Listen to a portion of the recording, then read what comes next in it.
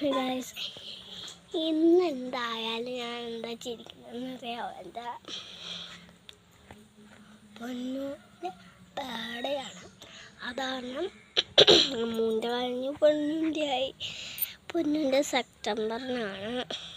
അത് കാരണം ഞാൻ സെപ്റ്റംബറിലാണ് എടുത്തത്. ഞാൻ അല്ലാതെ സെപ്റ്റംബറിൽ എടുക്കാൻ അത്ര മടിയൊക്കെ ആയിരുന്നു.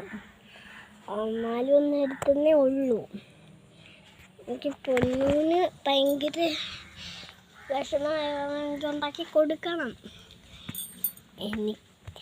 എനിക്കെന്നല്ല, എല്ലാവർക്കും വിഷമായിരുന്നു. പൊന്നൂന് ഞാൻ തന്നെ ഉണ്ടാക്കി കൊടുക്കണം. എൻ്റെ വിറകൊക്കെ